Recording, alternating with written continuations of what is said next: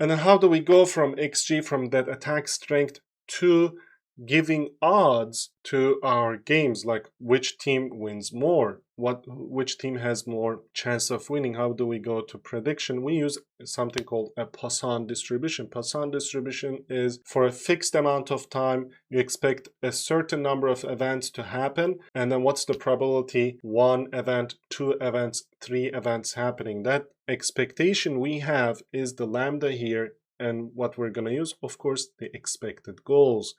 And we go over here. So some of you might say, if you've taken statistics and probability theory in college or graduate school, some of you might say, why not use a binomial distribution? Because we just called every shot a Bernoulli trial, and the sum of Bernoulli trials, which is our XG, the sum of Bernoulli trials should be a binomial distribution, right?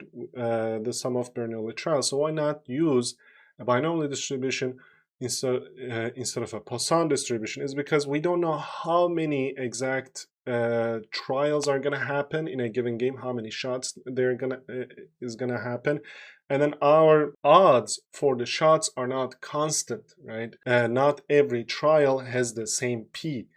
And on top of that, a binomial distribution with a large enough n, with lots of trials and a small enough p, is actually can be approximated by a Poisson distribution. And in this case, you need an n that is larger than 100, and you need a p that is smaller than 10%, so that np is less than 10.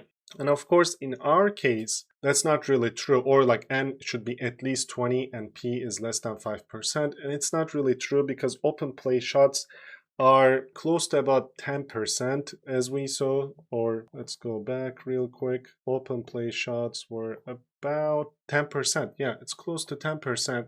So not really 5%.